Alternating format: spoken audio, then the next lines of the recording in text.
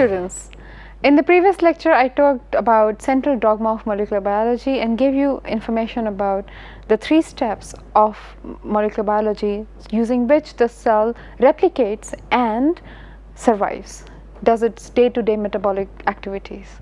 Today we are going to go a little bit more in depth into proteins and see what proteins are made of. And remember last time in the last lecture I talked about amino acids, which are these beautiful compounds that are attached to each other using peptide bonds, and together they make these chains of amino acids attached with peptide bonds which form proteins. So today we are going to talk more about what these amino acids are, and I'm thinking why not to show you a nice picture of amino acids. So here we have on the left side of the slide we have 21 amino acids listed here, and they are grouped according to their chemical behavior. So on the top left we have nonpolar aliphatic R groups. So they usually have chains that are nonpolar. For example, the glycine has hydrogen, alanine has methane, valine has this 3 carbon chain, and so on and so forth. On the left bottom we have polar uncharged R group. So these are polar, they have nitrogen or oxygen or sulfur attached to them and thus are polar, but they are uncharged, they don't have a particular charge on them. And then on the right panel we have positively charged R groups, so they have amine, for example lysine, arginine and histidine. Then they can be negatively charged, so they'll have acetyl group, COO with a negative charge on it, aspartate and glutamate. And on the bottom right we have non-polar aromatic R group. So here there is an essential amino acid attached to a non-polar aromatic compound, and the examples are tryptophan, tyrosine and phenylalanine. Now these amino acids can attach to each other by forming peptide bonds. So what would be a peptide bond? How would it look like? Let's take a look at the right side of the slide. So we have this is one amino acid. This is one amino acid with its R group. So R group can be non-polar chain such as this one, or can be aromatic such as this one, or any of these ones, and it is attached to another amino acid with R2. So R2 could be also either of these, and using a peptide bond. This is the peptide bond, COON. So they attach and they form a long chain of amino acids. Now they don't stay linear as is suggested in this particular diagram. They contort and they make very important stereo structures. So together when these amino acids are attached with peptide bonds, they are referred to as polypeptides, and they are what is called as proteins, which also serve as enzymes. Most of the enzymes are proteins, and they are a result of translation of the genetic code. Now in the previous lecture I talked about genetic code, how it is transcribed from DNA into messenger RNA, which is used as a template for translating into protein. Now genetic code, and here I have an example of genetic code. So let's take a look here. Let's say this is a messenger RNA that has been transcribed from DNA. So our transcription assembly did a very good job and they got this messenger RNA. Now the question is, how will we convert this message into an enzyme or into a protein? And the first step is, this goes to the ribosome. Now ribosome together with transfer RNA and translation factors get together at work, and what ribosome does is it starts reading it from one end. So let's say it will start reading from here. So, and I mentioned last time that ribosome reads in 3 nucleotides at a time. Together they are called codon. So it will read first three nucleotide and they are called codon.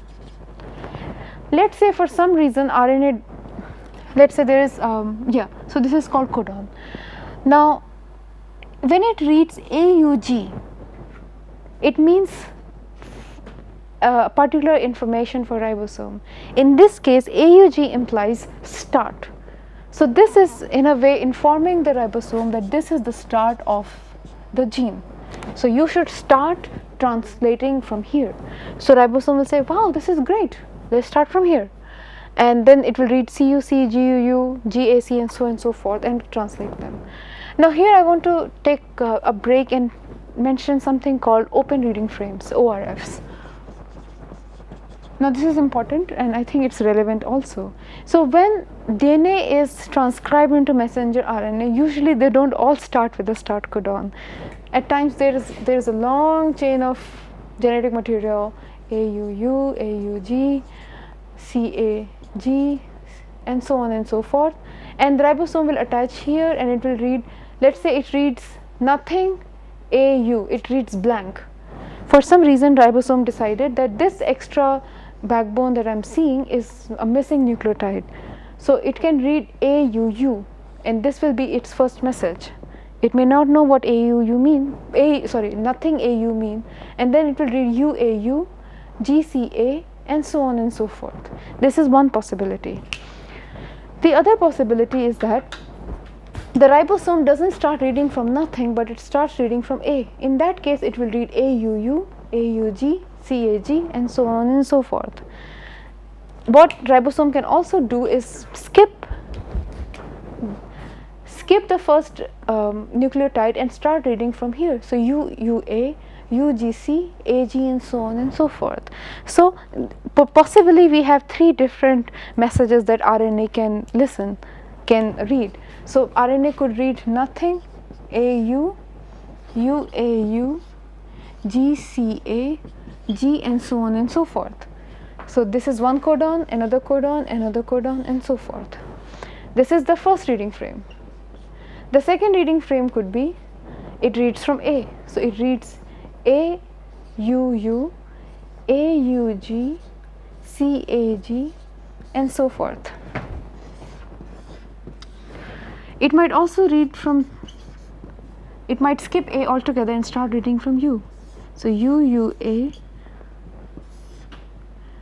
UGC, AG, and whatever else is there, so on and so forth. So ribosome has to do a very good job at reading it correct, because each of these codons, AUU, AUG, CAG, UUA, UGC, AG, and so on and so forth, are codes for a very specific amino acid. So I would like to show you in your in the slide these codes so that you can relate with them.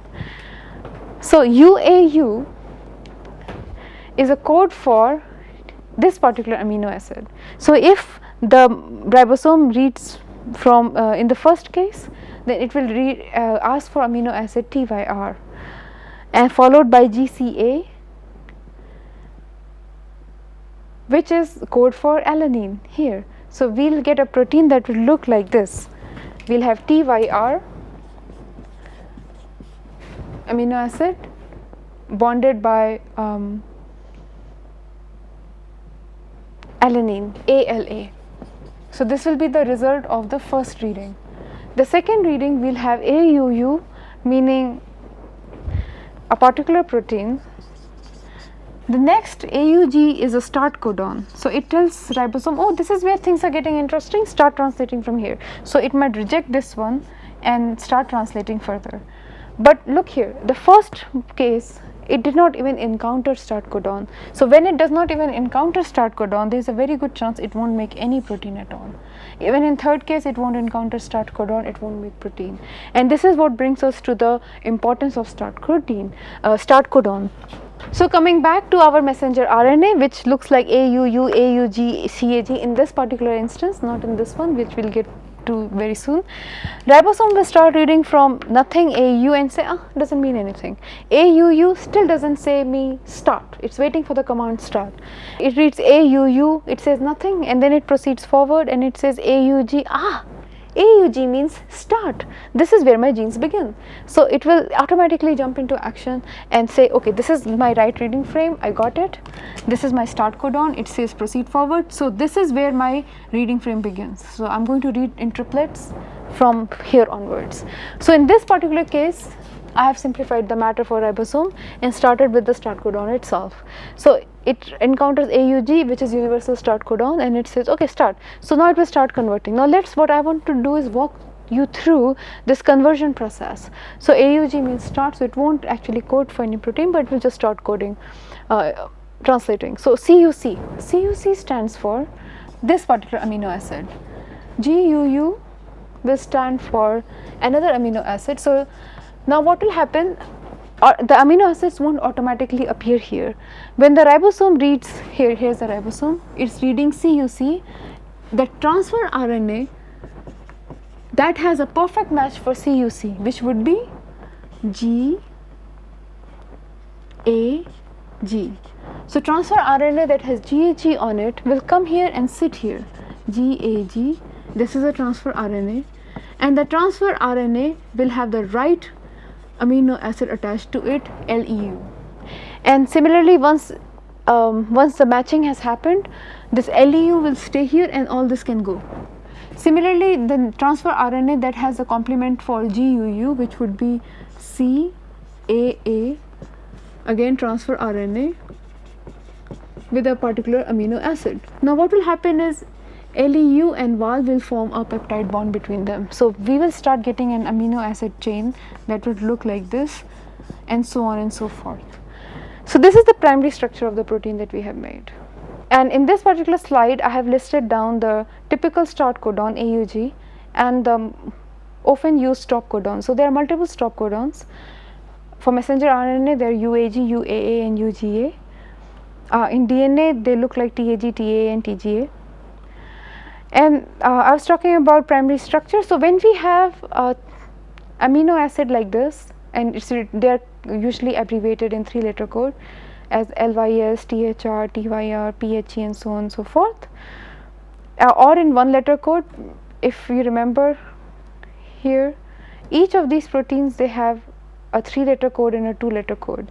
GLY would be glycine, LYS will be lysine, a K would be also lysine. So lysine can be represented by LYS or by K. So here we have K, T, Y, so this is also your protein code. So this structure, this sequence of amino acids, the LEU, LVAL, and just giving you an example, LYS, glycine, this is called the primary structure. So the linear structure of amino acid is referred to as primary structure. Usually what will happen is that this linear structure will either coil along itself to make alpha strands, beta strands, or other structures. So this is called secondary structure. They can either curl up like this, like a spring, make alpha helix. So this is a helical structure, or it can make beta strands. So beta strands would be just this beta strand. Now these alpha and beta, these coils and these long elongated portions of the amino acid chain, polypeptide chain, will assemble with each other and make a tertiary structure, which these tertiary structures get together to make a quaternary structure. And the stereo or the spatial adjustment and the position of this quaternary structure is what determines the property and the activity of protein.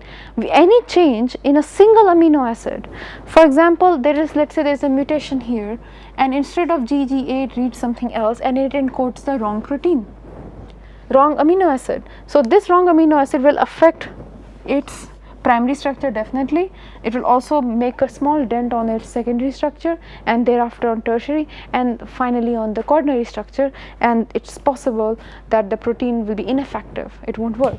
So in this slide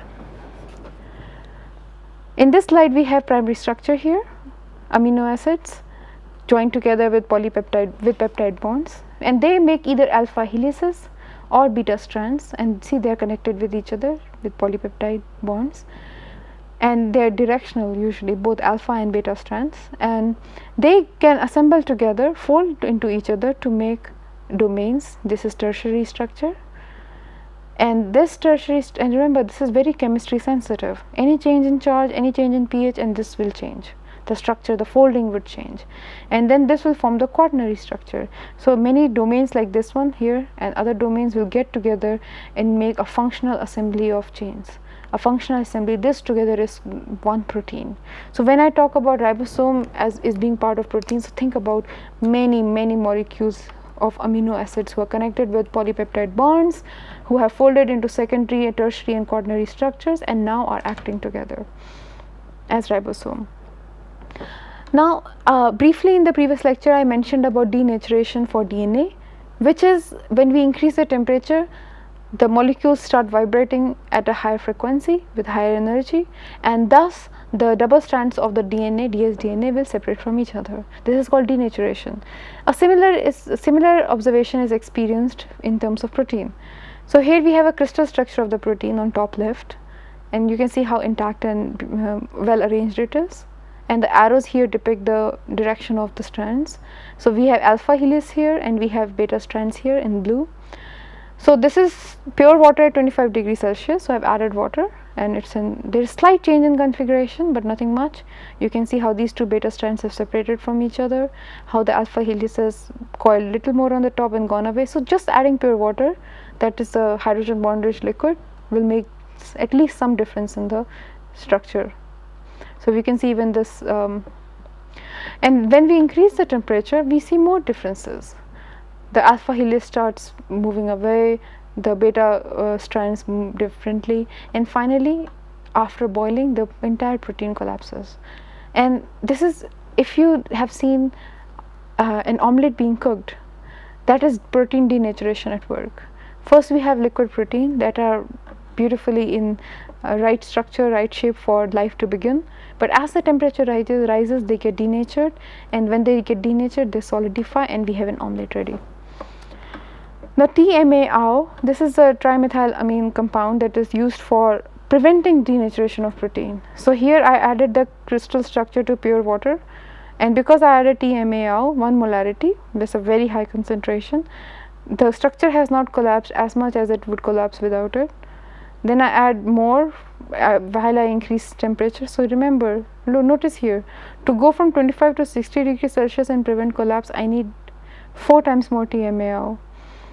And then at 60 degrees Celsius, to see the effect of TMAO, we add urea. Urea is a denaturing agent. It denatures proteins, it also denatures DNA, nucleic acids. So when I add urea, things start breaking away and denaturation begins. And then if even at 60 degrees Celsius, without going further high in temperature, I add 8 molarity of urea without any TMAO, and the entire protein has collapsed. And this is important, that we don't need to always raise temperature to denature proteins or nucleic acid. We can use chemical reactions. Okay, now that we know about proteins, you sort of know about mRNA, which is messenger RNA, and about DNA. Let's talk about the basic cell activity, which is growth. In biology, growth is defined as increase in total number of cells. So if there are 2 cells to begin with, and both cells make 4 daughter cells, so now we have 4 members, but 2 of them die, so we are still left with the net population of 2 bacterial cells. This is net zero growth. So in other words, growth in biology means net growth, which is, it implies for total number of new cells. So this is rate of replication, or we can call it birth in layman's term, minus by death. Okay, now it's important at this time to understand the mechanism of prokaryotic cell growth. Most prokaryotes, in fact all prokaryotes, grow by what is called as binary fission. So we have one cell, and this is American football sized shaped cell. What it will do, it will assimilate as many nutrients as it can, grow in size, do DNA replication. So earlier it had only one DNA, but now it will grow in size, and now it will have only one chromosome. Now it will create 2 copies of chromosome. Everything is twice. The amount of cytoplasm is twice, the amount of surface area is also nearly twice, the volume has increased to twice, and then it will undergo binary fission and it will make 2 daughter cells. By the way, this is not nucleus, this is genetic material, and it usually is very coiled, hypercoiled. And we have genetic material here. So we have 2 daughter cells, 2 prokaryotic daughter cells. And let's say out of these cells, one of them dies. So because from one we made 2, but one of them died, we still have 1 left. So at time t equal to 0, we had 1. At time t equal to 1 unit, and we'll talk about what this 1 unit is, we still have 1 cell left, and thus there is no effective growth. So this is important to understand what growth in biology means.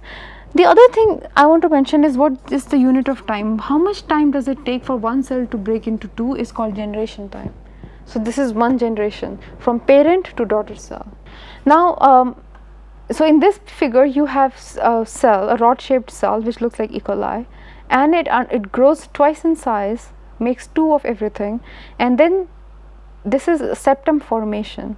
This is where the cell starts breaking down into two, and now we have two cells. So where there was one, now there is two. Now there are multiple kinds of E. coli, Escherichia coli, which is a model organism for biological studies. You want to experiment anything, you want to see toxicity of anything, you want to clone some gene, we use E. coli more often than not. Now some E. coli have a generation time or replication time of few hours. Some of them have replication time of 20 minutes. So how does it work out on a cellular level? How does a cell determine how fast it can grow and split into daughter cells? One of the rate limiting step is replication of DNA.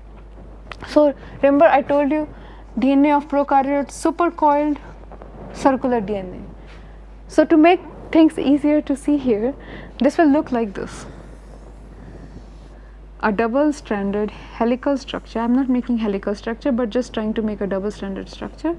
Now if we can uncoil this, this is how it will look.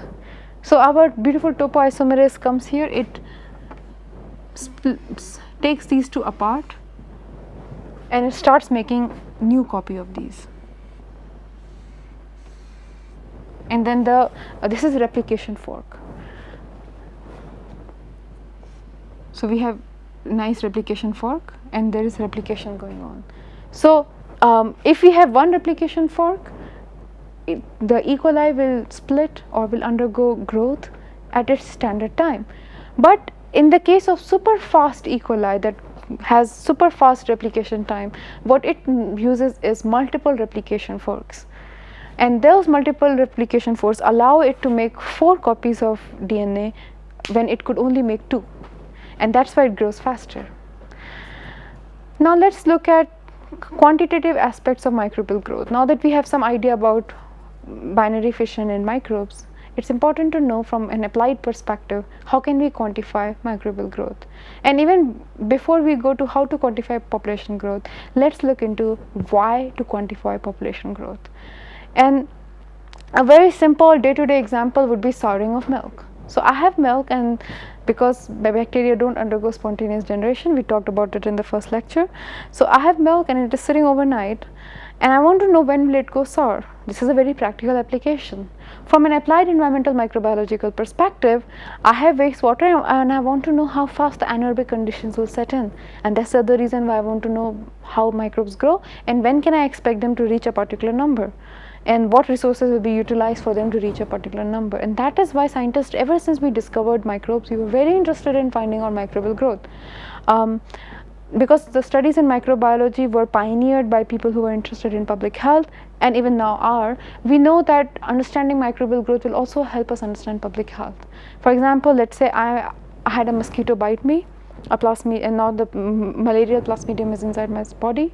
I want to know how fast this parasite will grow in my body and when will I actually start showing the symptoms.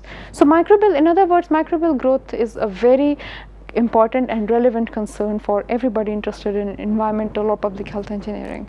So what we can do is we can usually plot our observations. So if there's a way in which we can find out number of cells, and this is a challenge, and I'll talk about it why it is a challenge. If we can plot number of cells with time, we'll get some pattern, and we can use this pattern to understand, okay, last time we did this experiment, it took microbes 6 hours to reach nearly 10 to power 6 number of viable cells. So if this time we have microbes growing for 6 hours, we can expect a similar result. Now the question arises, how do you count cells? I think it was the second lecture when I talked about different kinds of microscopies that allow us to see cells. So we can focus and zoom in a very small particular portion of our slide and look at the morphology of cell. Maybe even get an idea of how it's interacting with its environment in that slide.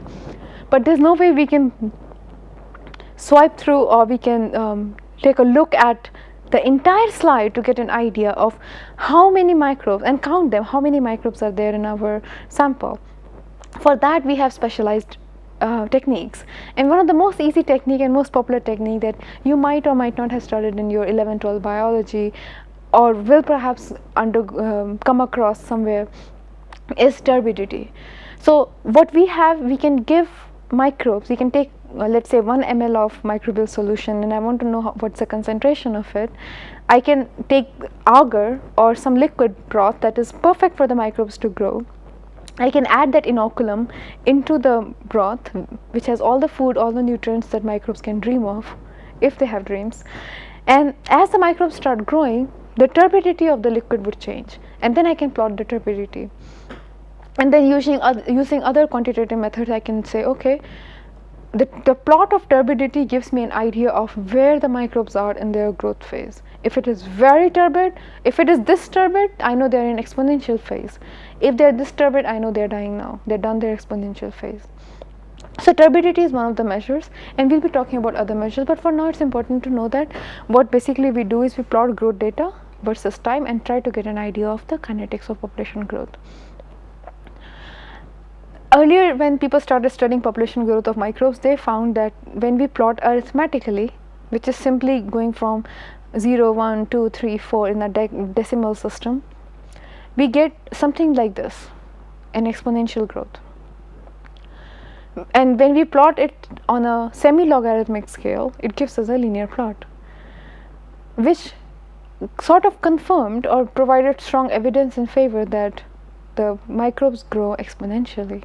So if it's an exponential growth on a semi-logarithmic scale, it should give us a straight line. Now let's try to understand, let's try to model population growth, and this is where we'll end today's lecture. So let's say in the beginning we had n naught number of cells, right? So in the water that I have, or in the inoculum that I have, there are n naught number of cells. After one generation time, how many can I expect after one generation time?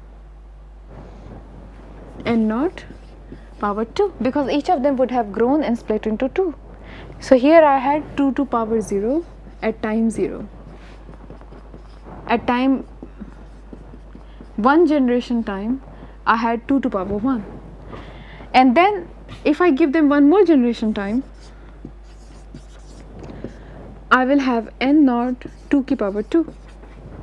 How would this work out? So look here, we have one cell. In one generation time, it splits into 2 identical cells. Further, each of these will split into 2 identical cells. So we had 2 to power 0, 2 to power 1, 2 to power 4, and so on and so forth until n generation. After n generation of time, we have n naught 2 to power n. So a trend is coming here. We can note n generation time. So the rate of change of microbial numbers is, we can derive the rate of change of microbial numbers from this. So now we know that at any given instant we can find out the number of microbes using this particular formula, and the way it would work is this: knowing the generation time. Now how will you know generation time? Let's say at time t equal to 0, at the beginning, I know my turbidity was 1 NTU or 3 NTU, and then after 3 hours I know my turbidity is 7 NTU or 70 NTU, whatever it is. I can use the information here and find out what the generation time is, and the way it would work is this: n naught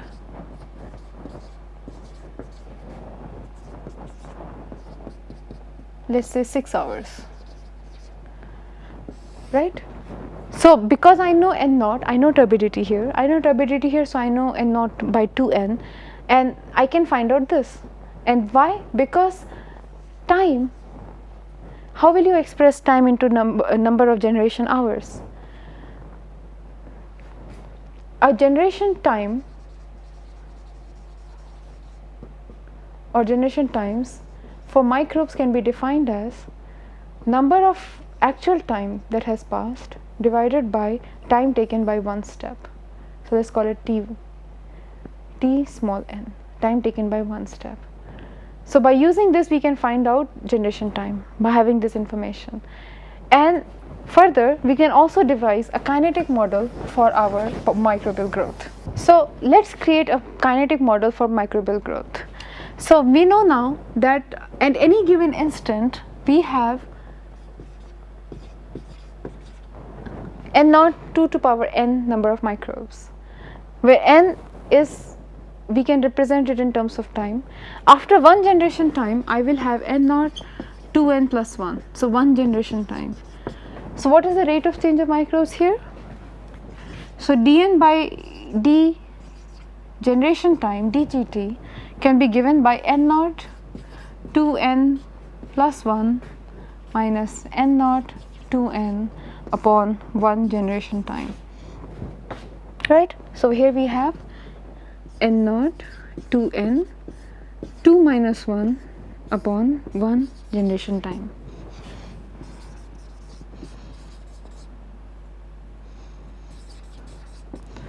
Now because generation time is written as actual time traversed divided by the time it takes for microbes to replicate, Tn.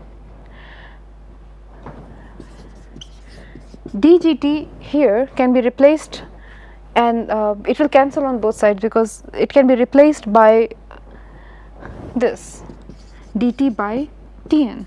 So we can rewrite this equation as dn by dt Tn is equal to Tn n naught 2 to power n by 1 unit of time, and these will cancel with each other. So we are left by dn by dt is equal to n naught 2 to power n. Now remember what n naught 2 to power n is? It is the number of microbes that were present at this particular time. So this can be also written as n. So now we have derived our kinetic equation as dn by dt is equal to n. This is the ideal scenario where every cell, every parent cell within its replication time, generation time, will divide into 2 daughter cells. What we often notice though is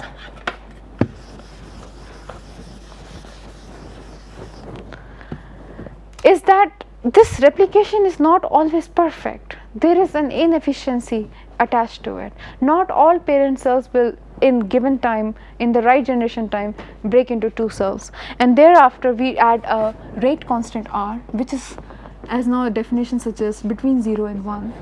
So it never 100% efficiency, little less than 100%, which is called the rate of growth. So if it is 0.4, so 40% of microbes are replicating in 1 generation time. And this is our preliminary growth model of microbes. dn by dt is equal to Rn. And before I call off the lecture, I would like to give you a small food for thought, and consider it like your homework. If dn by dt is equal to Rn is the universal microbial growth calculator, what is the major limitation with it? If we plot this model, it will look something like this: n t. So to plot it, you just need to integrate it, and we will get n is equal to n naught e minus rt, r the rate factor. Okay, so it's an not minus, plus. So we get an exponential growth. What is the major limitation with this? And I'll give you a hint. If only some E. coli, which are very, very light, so small we can't see, so light we can't feel them, grow with this particular growth rate for 2 days, they will already weigh more than Earth weighs. So in the next lecture, my dear students, we will talk about another growth model and different ways in which we measure growth in the lab, and how that has informed our studies. And from here on, we'll move on to the applied portions of this course. So thank you very much. See you in the next lecture.